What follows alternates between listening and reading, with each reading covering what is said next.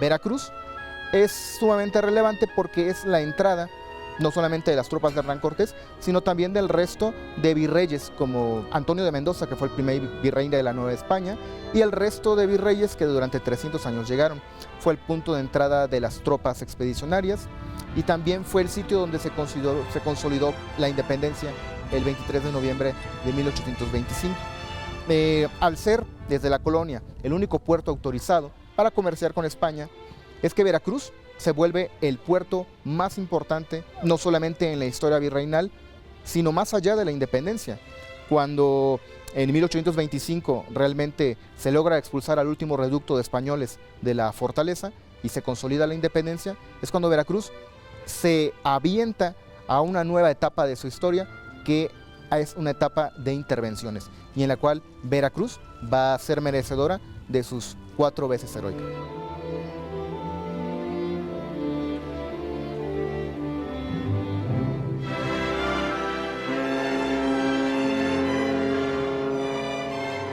Convertido Veracruz en punto de partida y llegada de una nación siempre convulsa, cobró vocación de puerta giratoria.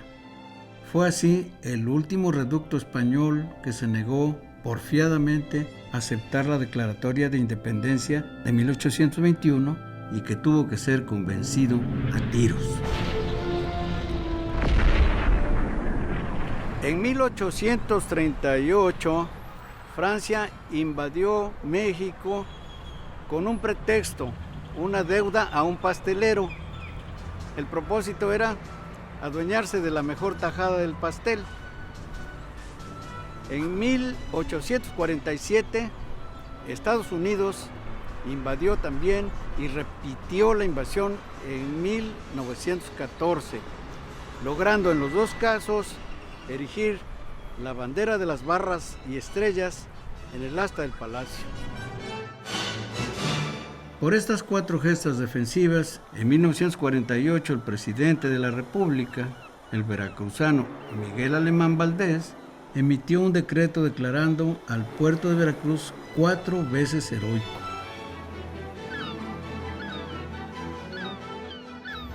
Los habitantes de las ciudades del interior, envidiosos de la distinción que había hecho el presidente, se les ocurrió decir que Veracruz no era 4 veces heroica, sino permanentemente heroica por soportar a tanto jarocho.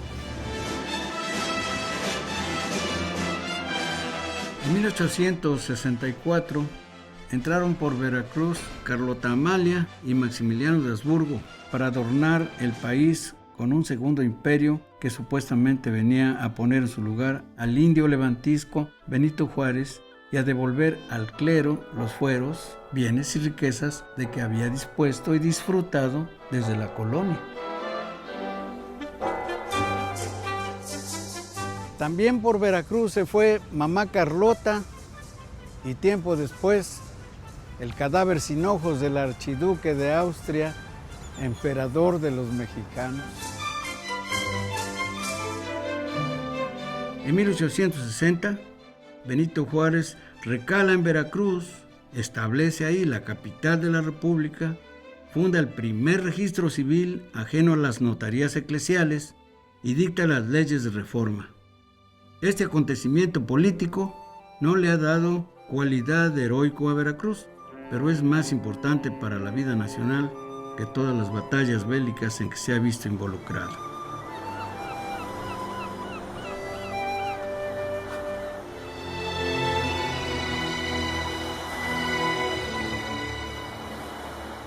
Bueno, pues como les comentaba yo, uno de los temas que mueve a los veracruzanos es el gusto de pensar que el puerto de Veracruz es 4 veces heroico, la ciudad 4 veces heroica, que me parece que no ninguna otra ciudad de México es 4 veces heroica. El puerto de Veracruz disfruta de ese apunte que han hecho los presidentes de la República, porque son declaratorias por decreto. ¿Y por qué? pues eso es lo que me gustaría que platicáramos. ¿Por qué razón es tantas veces heroica? Y bueno, pues bienvenida las 4 veces. Bueno, yo creo que tiene mucho que ver con el hecho de que Veracruz es un enclave portuario del Golfo estratégico, por lo que siempre ha sido, y pues en un siglo muy agitado en que se estaba formando el Estado Nacional, pues tuvimos guerras extranjeras que entraban por el principal puerto del Golfo, ¿no? Las 4 veces heroica tiene que ver con la Guerra de los Pasteles, la intervención norteamericana del 47 y la Guerra del 14, ¿no? Sí, la expulsión de los españoles de San Juan de Ulúa. En San Juan de Ulúa, que es la primera. Sí. Sí, fue un periodo muy agitado para el puerto, ¿verdad? El que nos fue peor, porque tardaron desde el 21 hasta el 25 en retirarse y estuvieron pues cañoneando la ciudad a tal grado que Alvarado en ese momento fue el que funcionó como puerto. No podían llegar aquí y muchas familias salieron porque fueron muchos años de estar castigando la ciudad.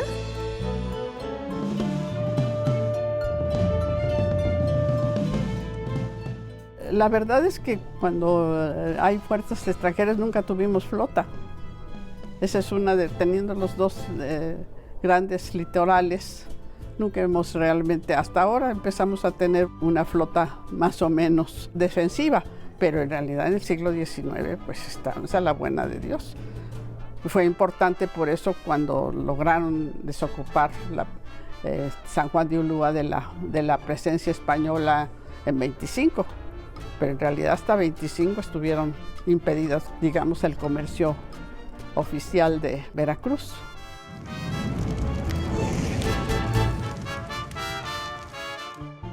Bueno, la ciudad estuvo aislada e incomunicada porque los insurgentes tomaron el Camino Real y entonces mucho tiempo estuvo incomunicada la ciudad. Yo estaba leyendo tu libro, Michael, de la Huasteca, y ahí un poco también lo que dice Eric Van Jun acerca de que la mayor parte de las ciudades del virreinato se mantuvieron en relativa paz y más bien la guerrilla se hizo en los campos novohispanos. Entonces había escasez de víveres, abasto, había muchísimas enfermedades. Todos los regimientos que llegaban de España llegaban a Veracruz y las familias tenían que albergar familias con animales y ya la traza urbana era insuficiente. Entonces esos años sí fueron apocalípticos en ese sentido, aunque la violencia armada fue justamente hacia estos años que tú comentabas. Cabe señalar la importancia de la historiografía nacional a este hecho. Normalmente se toma 1821 como la consumación de la independencia nacional. No obstante, la guerra continúa y Veracruz es este eje nodal que permite que en 1825 hablemos de una verdadera consumación de la independencia. Obviamente, haciendo contexto, desde el periodo virreinal, Veracruz había sido el eje nodal que conectaba las redes del Galeón de Manila y con la Carrera de Indias. Entonces estamos hablando de un puerto que podría ser eje de la globalización temprana inclusive. De ahí su relevancia de tomarlo y que se refleja en el siglo XIX con los intereses extranjeros. Sí, ese es el punto. Mira, usted preguntó por qué 4 veces heroica. Es precisamente por esa razón. Es el puerto que escogió la corona española como el espacio por donde va a salir todas las mercancías de la Nueva España hacia Europa y va a entrar todo lo que traen de allá, ¿no? Así que es un nodo de comercio y por eso a lo largo del siglo XIX vuelve, hasta el siglo XX, vuelve como un centro donde todas las fuerzas invasoras entran por ahí. Así que 4 veces heroica es porque tienen una historia trágica en el siglo XIX, ¿no? Costó mucho sangre, dinero y claro, sudor de los veracruzanos y de toda la nación.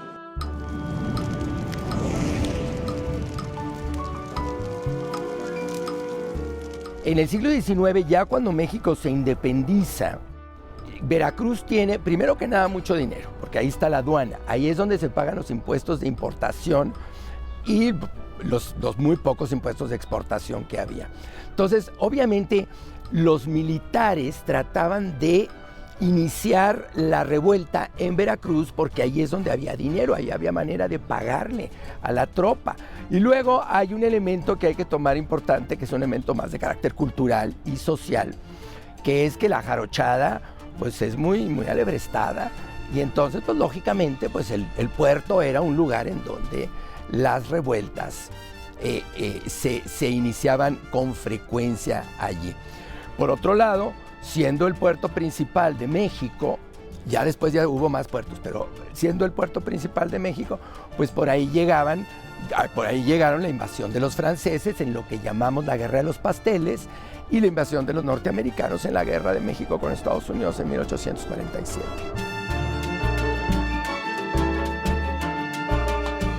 Pero hay otra cosa aquí, ¿no? Acerca del puerto de Veracruz. Lo que vemos aquí es un legado del sistema imperial español aquí en Nueva España, porque escogieron a Veracruz como el puerto de entrada y salida. No había otros. Así que Tampico no funcionó como puerto, Coatzacoalcos tampoco. Un monopolio, ¿no? Sí. Así que vemos aquí el efecto de un monopolio sobre el comercio que disfrutaba Veracruz, y los veracruzanos lo disfrutaban, y lo interesante es que perduró después de la independencia, ¿no? Así que a lo largo del siglo XIX, Veracruz se mantenía en esa posición, muchas veces por medios políticos, oponiéndose a que abriera puertos como Tuxpan o Nautla al comercio internacional. Bueno, Veracruz era el único puerto que tenía camino hacia tierra adentro. Así que aun cuando abrieran, por ejemplo, Tampico, tuvieran la desventaja de que no tenían la infraestructura que tenía el puerto de Veracruz. Así que si uno quería invadir a México, venía aquí. A Veracruz. No era por el son jarocho, ni por el café de la parroquia. Porque no podemos explicarnos la historia de México y la historia de Veracruz si no la contextualizamos con España, ¿sí? Y ya más entrado al siglo XIX, con Europa y con Estados Unidos. O sea, es una historia que tenemos. Si vamos a hablar de historia de México. Sí, y yo creo que esta situación de guerras como la que estamos planteando y la que tú preguntas, de 4 veces heroica, bueno, esas son las guerras extranjeras. Formalmente hay una fecha de declaración de una independencia política, pero yo creo que México vivió 3/4 partes del siglo XIX en permanente estado de guerra civil o guerras extranjeras, ¿no? Porque el puerto de Veracruz, por ejemplo, en el periodo de la Guerra de Reforma, es otra vez un baluarte sitiado, ¿sí? Y es allí donde la posición estratégica de la que hablan se ve igual que otros puertos del país, aunque no tengan la misma importancia. ¿Por qué los toman en medio de las pugnas políticas de liberales, conservadores, federalistas, centralistas? Bueno, las toman porque tienen una aduana. Y la aduana implica el ingreso de recursos, ¿no?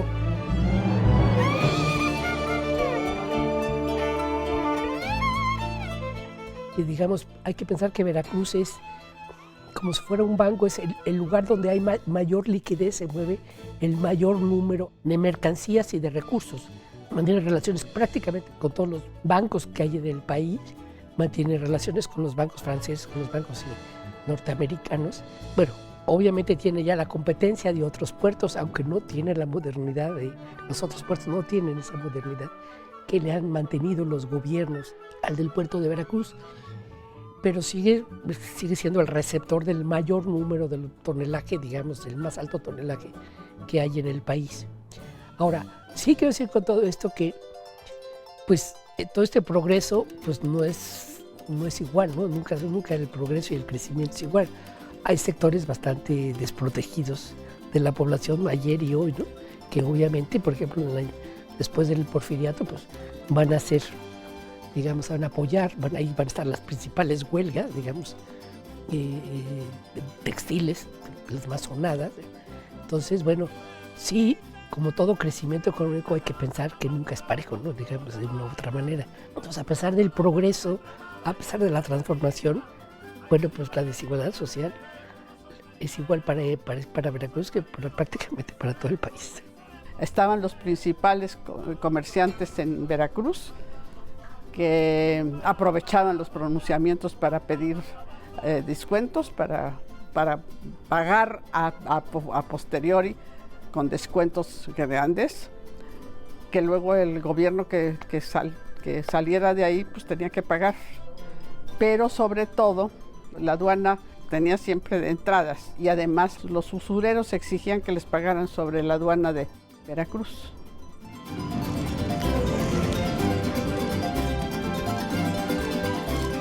Sí, la invasión de 1914, cuando ven que los americanos están tomando la aduana, es cuando la población civil y los cadetes de la Escuela Naval es cuando saltan, porque justamente estamos hablando de una época en que todo se hacía vía marítima y a través de barcos de vapor. Entonces, tomar una aduana representaba un golpe a todo un país que estaba en guerra por la Revolución Mexicana. Yo creo que los espacios urbanos tienen una memoria que trasciende los siglos. Los espacios geoestratégicos del puerto siguen estando allí. Tenemos el baluarte de Santiago, que tenía una función desde el periodo colonial y que en 1914 también tuvo una función. Ahí es donde estaba el batallón fijo de artillería, del que se desprende después José Azueta, que viene a morir aquí como un héroe. Pero es la misma noción de espacios estratégicos para la defensa de aduanas, de puertos. Yo creo que también la defensa de Veracruz es un reflejo de los problemas internos de una nación que se construye. Desde el sentido inclusive tecnológico, lograr la defensa de un puerto con la tecnología necesaria era muy difícil. Todavía hasta la guerra de 1847, la artillería que estaba empotrada en los baluartes, que estaba todavía en San Juan de Ulúa, era de modelos arcaicos del siglo XVIII. Y sobre todo si estás compitiendo con una potencia naval como Inglaterra y también como cuando te están invadiendo en 1914, son los americanos que dicen que la invasión fue como un ensayo para luego la participación de los Estados Unidos en su entrada a la Primera Guerra Mundial, porque el arsenal que traían y la cantidad de hombres sí fue impresionante. Claro. Cuando en marzo del 47 Veracruz es asediada por las fuerzas estadounidenses, nada más quería poner un pequeño reflejo. Los estadounidenses vienen con barcos de vapor, vienen con tecnología, con armamento muy poderoso. Está hablando de artillería de primer nivel, producto de la industrialización. Los baluartes que tenía la Veracruz, en San Juan de Ulúa, tenían modelos basados en las ordenanzas de artillería de 1783. El famoso sistema de Gribová de artillería, tenían un atraso de más de 60, 70 años. Todavía en las batallas de la guerra de 1862, 1867, con la intervención francesa, los modelos del siglo XVIII en la guerra tecnológica eran aplicadas para la defensa del puerto. Entonces vemos inclusive una disparidad en el nivel tecnológico, producto de un país al que le cuesta trabajo también sacar adelante una industria de defensa. Al separarse de los ingleses, los norteamericanos empiezan ellos a hacer sus propias exploraciones en esa zona del Caribe. Se dan cuenta de cómo ellos estaban prácticamente apoderados de todos estos rincones. ¿Qué hacen los norteamericanos? Plantean el tema en el Congreso de los Estados Unidos y el Congreso aprueba una orden en donde se dice que ahora los piratas que quieran registrarse se les va a convertir en marines. Los norteamericanos fueron muy hábiles porque echaron a un lado a los ingleses, sus propios amos de origen, ¿no? Y también a los españoles, y se empoderaron ellos, ¿no? Ellos mismos se nombran los policías guardianes de la mar Atlántico. Los norteamericanos lo que buscan son los nichos de oportunidad para invertir, ¿sí?, que habían dejado todavía, digamos, vírgenes los españoles. Y entonces aquí ahora tenemos, a partir de 1808, previo a la independencia mexicana, ya el establecimiento de los norteamericanos. ¿Y qué hacen? No solamente van a negociar con su piratería en el Caribe, sino que se van hasta Europa. Se meten a Cádiz y empiezan a hacer ya una serie de negocios, ¿no?, ya de nuevo cuño, de nueva forma de ser, ¿no? Y efectivamente, ya cuando en el siglo XIX, Veracruz, pero bueno, a principios del siglo XIX, Veracruz La Habana y Cádiz siguen siendo las terminales, pero ya no del monopolio español, sino van a ser las terminales náuticas de los nuevos amos, ¿no? de esta ruta o de esas aguas, ¿no? del mar Atlántico, ¿no?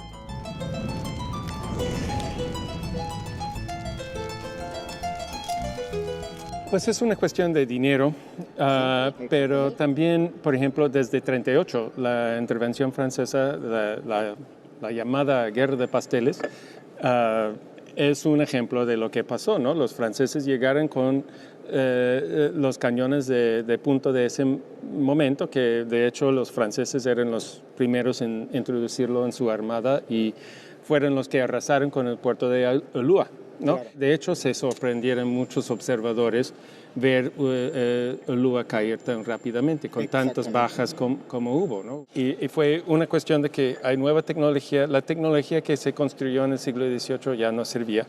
De hecho, desde el siglo XVIII sabían que, por ejemplo, las murallas de Veracruz no servían de nada. Sí, es verdad, había una tecnología bélica que se estaba desarrollando, pero al menos del momento en que nos hicimos una nación independiente, todas esas décadas del siglo XIX, quizás hasta que llegó Porfirio Díaz, en realidad México se estaba construyendo. Sí. Y no tenían recursos en un momento dado. Yo creo que si uno revisa las actas de Cabildo o si uno lee los informes de los gobernadores del siglo XIX, ¿no? Hay momentos en que sí reconocen la necesidad de mejorar las fortificaciones, los cañones y demás, pero nunca tienen suficiente dinero. Y Michael tocó un punto muy importante hace rato cuando hablaba de la oligarquía, de los grupos locales, que querían mantener privilegios en el comercio intercontinental. Yo siento que estos grupos oligárquicos intentaban mantenerse en el poder. Digo, yo estoy estudiando la transición de la colonia a la independencia y estoy viendo cómo ellos juran la Constitución de Cádiz, la Constitución liberal, pero todavía mantienen todos los privilegios de los cuerpos y grupos del antiguo régimen. Entonces, juran la Constitución, pero para hacerse del poder y mantenerse en el poder. Entonces, a mí, ahorita que estamos hablando de defensas y de guerra, también el siglo XIX es el siglo de las constituciones. ¿Y qué pasa con nuestras constituciones?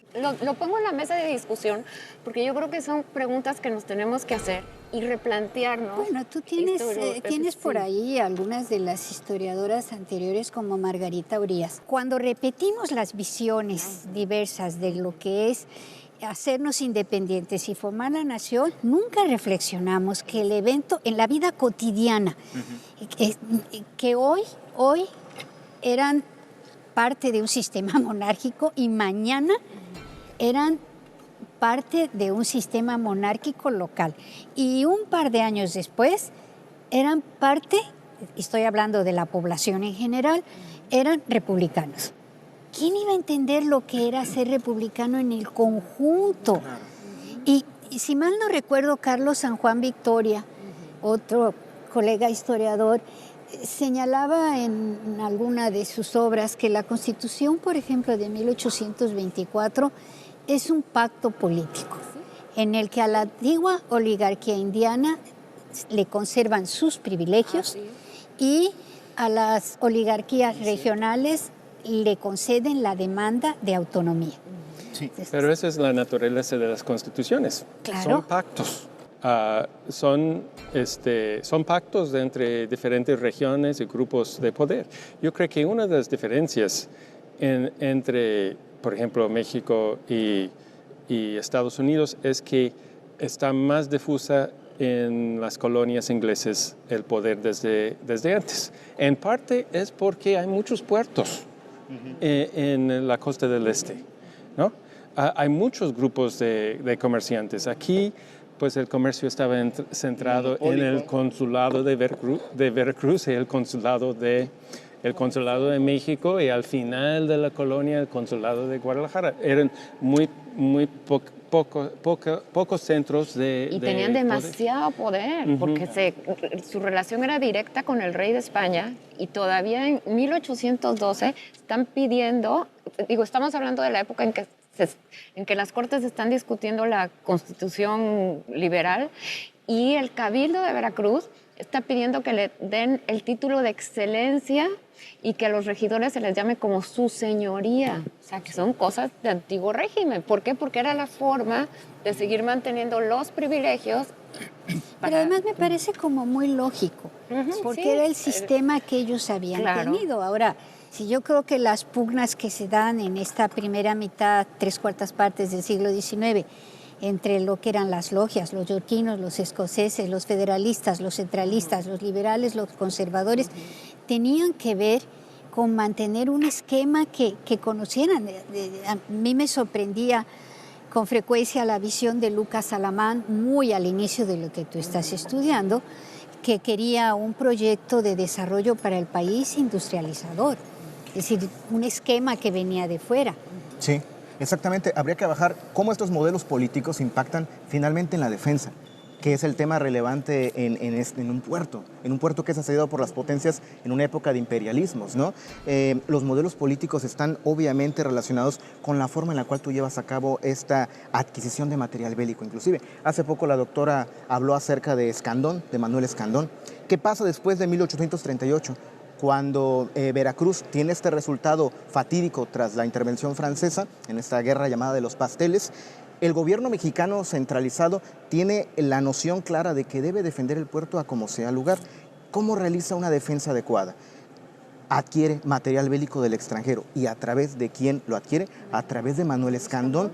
Desde marzo de 1842 hasta octubre de 1843, Antonio López de Santa Anna, que es el que comienza con estas gestiones, a través de Manuel Escandón hace el acopio de armamento, de tecnología militar desde Inglaterra, para que se pusiera en las defensas de los baluartes y de San Juan de Ulúa. Bueno, aquí hay privilegios, aquí hay un Manuel Escandón que está pidiendo que para traer este armamento de la Inglaterra, él tiene que beneficiarse con ciertas liberalizaciones de sus productos. Hay está todo esto una concesión, hay en las memorias de guerra y marina. De la línea de diligencias, la conducción del correo, el manejo de postas. Y hoy, en pleno siglo XXI, nos estamos quejando de los monopolios, nos estamos quejando del Estado de Derecho, de la ciudadanía. Entonces es ahí creo que como historiadores también tenemos que hacer una reflexión, una revisión historiográfica, ¿no? Y subrayar todos estos puntos en aras de que, pero ¿cuál es el Veracruz? ¿Cuál es el México que queremos construir? ¿Y qué es lo que tenemos que revisar y qué es lo que tenemos que construir? Porque digo... Sí, yo entiendo, entiendo muy bien que parte de una celebración, una conmemoración, Yo diría que sí, una conmemoración como la que nos rodea en estas mesas, parte de la conmemoración tiene que ver con revisar lo que somos, las raíces históricas y lo que tenemos que nos trae hasta el presente.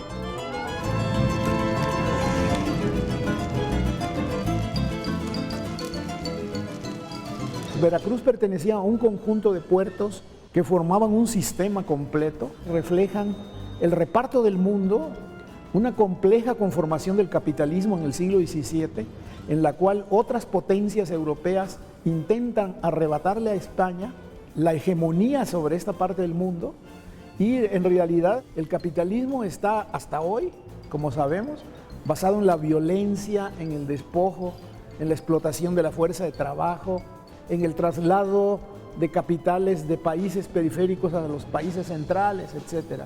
Solo que en ese momento no estaban establecidas las reglas claramente, y entonces existía un complejo combate por acaparar estos mercados. Una lucha por la hegemonía, incluso según algunos economistas como Galbraith, está en el origen de la Revolución Industrial Inglesa, que se financió con todos estos recursos pues robados por la corona inglesa en esta parte del Atlántico y del Pacífico también, de los piratas de diferentes denominaciones.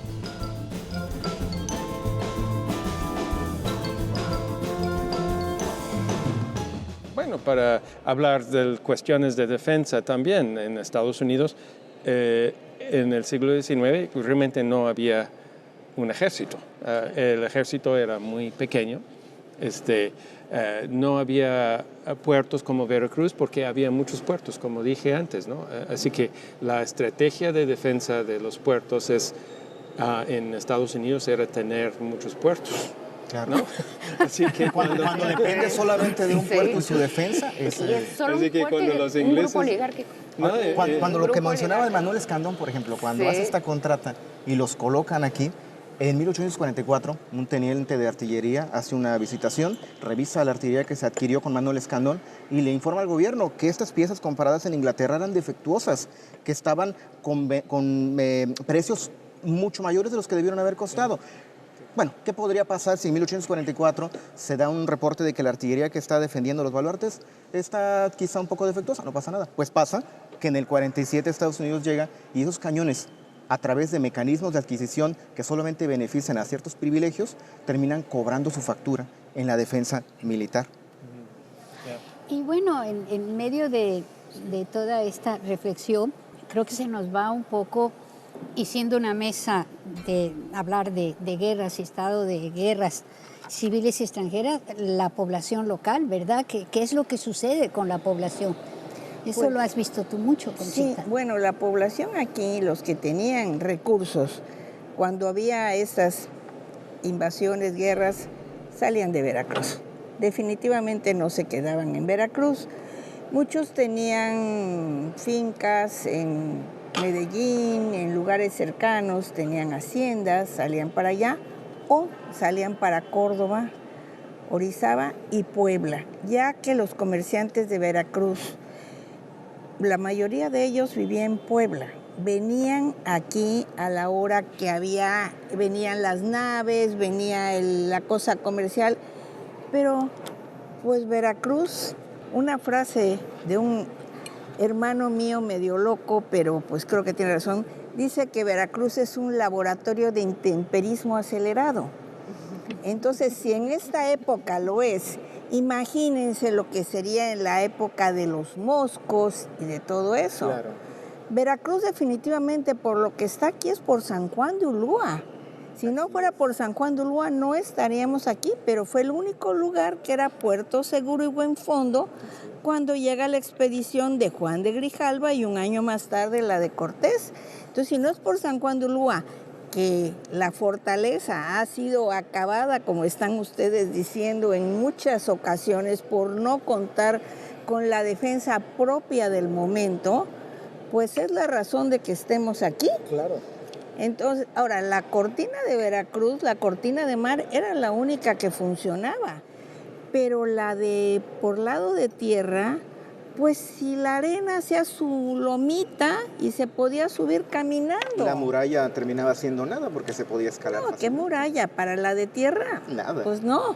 En cambio, la de mar sí estaba bien, pues bien fortificado, pero si acabamos de escuchar que no tenían precisamente las piezas de artillería, que eran las que podían ayudar a defender, estaban en condiciones muy desventaja junto a los extranjeros que llegaban, pues sí. Ahora, la gente que tenía dinero en Veracruz no se quedaba, salía inmediatamente fuera de aquí, se quedaban algunos cuantos, pero las familias en general las sacaban de aquí. De hecho, quiero apuntar que cuando la guerra del 47, justamente esas familias pudientes son las que hacen recaudaciones para el reparo del armamento que está en los baluartes. Porque se viene la guerra y las cureñas, que es decir, el aparato donde se empotra el armamento, los cañones, estaban en condiciones deplorables, según los partes militares. No había los recursos, nunca se atendió después de las guerras. Por las guerras intestinas, la independencia no dio los recursos para esto. ¿Qué pasa? Que los mismos veracruzanos tienen que hacer sus acopios de dinero para poder repararlo. Con carpinteros, todo es una cosa local. Tanto la dependencia como un gobierno central, pero también la agencia de los propios veracruzanos por defenderse. Desde la independencia, desde los capitales de la oligarquía veracruzana financiaban la guerra, o sea, salía de plata de aquí del virreinato, y cuando la independencia sí se quedaron las familias, porque yo en el archivo me encontré un documento de las mujeres, esposas de estos empresarios funcionarios, que empezaron también a pedir colectas para mantener a la tropa y también hacían turnos en los hospitales. Y pues yo...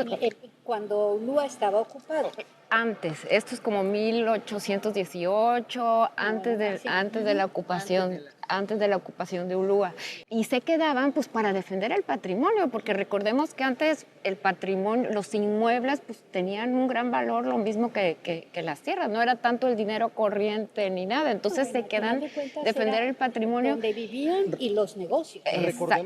Y para proteger los negocios desde el puerto. Entonces en esta época de la independencia sí las familias están aquí, pero después, como tú dices, ya. Recordemos el 21 de abril de 1514, tanto los pobladores como inclusive los extranjeros que estaban aquí en el puerto de Veracruz hicieron la defensa. Claro, españoles que, resguardando sus propios negocios, sus intereses, defienden Veracruz también como lo defendieron los cadetes de esta escuela naval. Exactamente. Sí, pero la población civil. Y las mujeres, ahí sí, claro. Luz Nava, Concha. Sí, la del 14 sí. No, pero también sucedía una cosa.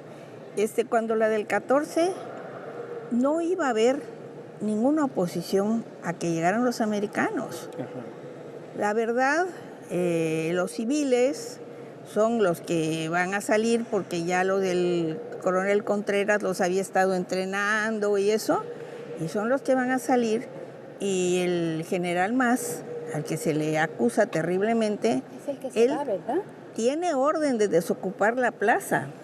No querían enfrentamiento alguno, pero pues el comodoro Azueta llega, no encuentra su barco, se indigna, viene va a buscar al general Mas, no lo encuentra, viene arenga a los jóvenes estudiantes de aquí y van a hacer una heroica defensa, pero el gobierno no pensaba oponerse a que llegaran. Por un lado el gobierno de Victoriano Huerta, sí, y por otro lado el gobierno de Carranza y su movimiento de constitución. No, Carranza y su movimiento, pero todos estaban con el dilema de que no quieren una guerra con los Estados Unidos. No la querían. Y así que Huerta, por eso...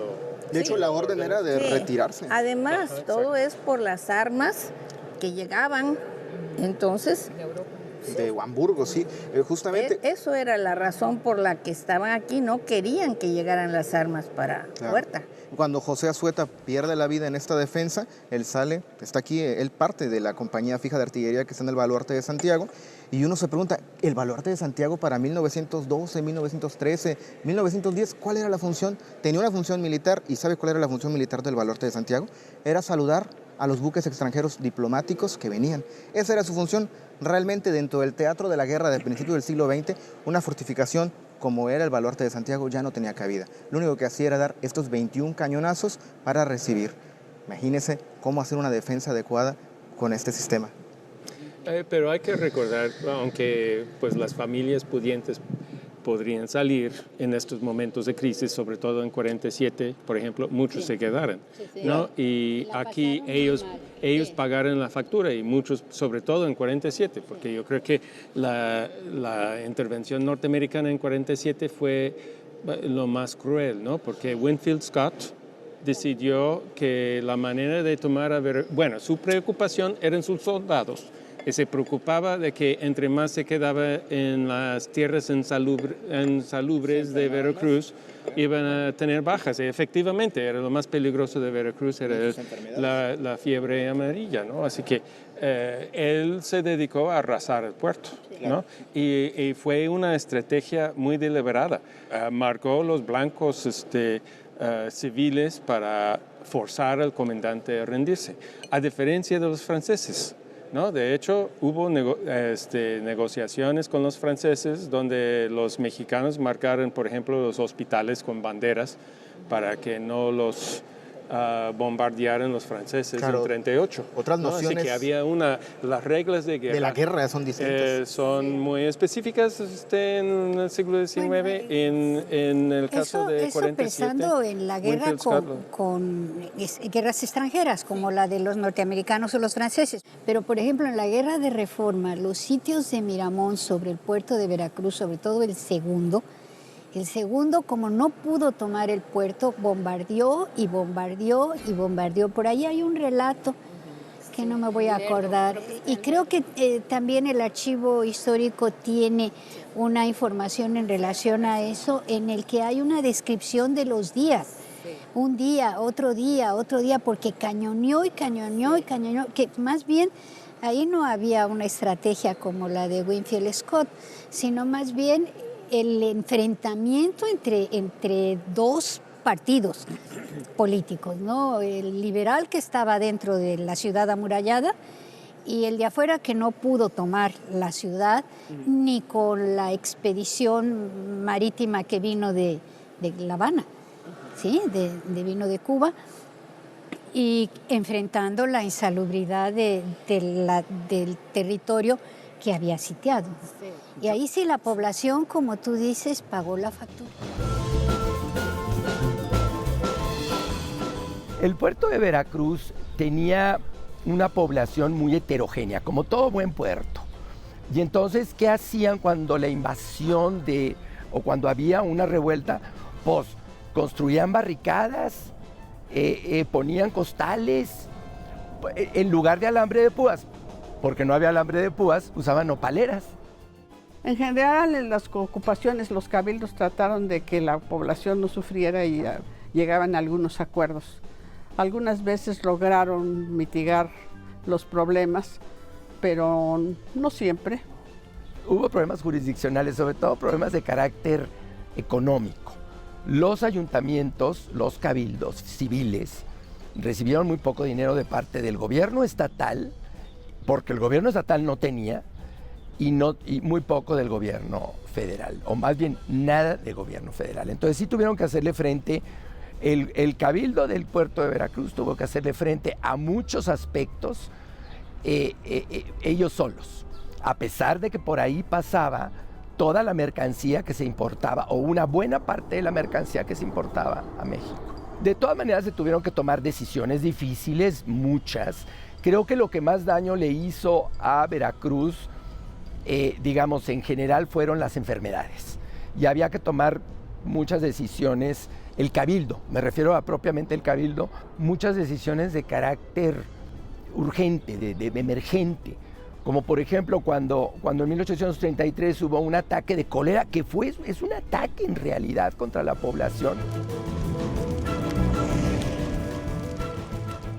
En 1914, hablando esto de las enfermedades y todo eso, pues dicen que cuando los americanos toman el puerto esos días, que el puerto nunca estuvo más limpio y desinfectado que cuando en 1914. Sí, ahora en el 14 sí no salieron las familias de aquí porque no esperaban que que desembarcaran. No esperaban, tenían tanto tiempo de estar afuera en la bahía que ya se habían acostumbrado, era parte del paisaje ver aquello, ¿no? No se habían preocupado. Y ya cuando les tocó, pues sí, no. Ahora, la orden de México era abandonar la plaza. Así es. Yo creo que finalmente es lo que fundamenta las 4 veces heroica de Veracruz. No es unas 4 veces heroica a las Fuerzas Armadas, tampoco es unas 4 veces heroica a los presidentes. Es a la población civil de Veracruz que tiene la capacidad de enfrentarse y de sobrellevarlo. Y de sobrevivir. Así es. Y yo creo que sí es un ejemplo de participación de la sociedad civil y de civilidad, porque muchas mujeres salen a la calle y en la estación de bomberos se improvisa el Hospital de la Cruz Blanca donde están atendiendo a los heridos. Entonces, hace un siglo que pasó eso, y ¿dónde está esa civilidad? ¿Dónde está esa participación? Claro, yo creo que los veracruzanos tienen una capacidad de activarse y de participación tremenda, tanto política como de organización, quizá resultado de un modelo de una monarquía que era policéntrica, que había que agregarse las localidades a una corona. Entonces, Veracruz estaba acostumbrado a defenderse a sí misma y sus intereses. Yo creo que en función de lo que a ti te preocupa, que yo creo que nos preocupa a todos, de que la conmemoración de 500 años de creado un cabildo tenga un sentido que llegue a la actualidad. Claro, que mueva conciencias, que nos haga reflexionar, que los jóvenes y que los niños se empapen de la historia, pero no para saber fechas y nombres, Carmen, sino para que reflexionen en dónde estamos y qué se ha hecho bien y qué habría que corregir.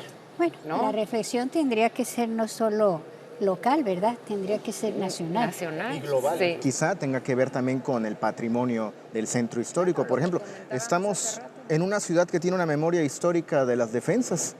Está bardeada en algún momento por murallas, ahora tiene estas fortificaciones que quedan todavía como recordatorios de esta defensa, ¿no? Quizá algún proyecto patrimonial que lleve a los jóvenes a empaparse de esta riqueza. Bueno, no solamente eso, tiene un gran legado del centro histórico con muchos edificios del siglo XIX Que habría que hay que rescatarlos. Claro, porque o sea, cada vez que vengo veo más destruido varios edificios muy antiguos. Y la verdad, me da una molestia ver que los veracruzanos están dejando caer su patrimonio. Esa es donde yo quiero llevar la discusión, o sea, un poco más a la acción y en cosas que queden tangibles para nuestra generación y las generaciones venideras, pero pues ahí sí no podemos esperar que las autoridades hagan todo. Yo creo que sí tiene que haber una participación ciudadana y acción civil. Sí. Hay una ley, a propósito de lo que comentan, una ley muy vieja que me parece que data desde el gobierno de Rafael Hernández Ochoa, con un intento de refrendarla relacionada con la protección de los centros históricos de las ciudades veracruzanas. Y desde luego los centros históricos pues más conservados pues deberían ser Veracruz Puerto, el puerto de Veracruz, que desafortunadamente no está conservado, no está cuidado, como otras ciudades del interior, Orizaba, por ejemplo. Orizaba sí está cuidada. Sí, Córdoba también, Jalapa no. Yo creo que son problemas urbanos que, bueno, derivan de una discusión como esta. Sí, por ejemplo, Veracruz tendría que ser rescatado en función de lo que es el patrimonio histórico, como lo han hecho algunas otras ciudades de Centroamérica o América Latina. Y en el caso de otras ciudades como Jalapa es tratar de resolver problemas que en un momento dado al menos conserven lo que somos en una vida mucho más, ¿qué decimos, Michael? Vivible. Pues Concha ha dedicado su vida al centro histórico. Sí, mire, aquí sucede una cosa, se despobló el centro, no hay personas que vivan aquí, uno que otro queda.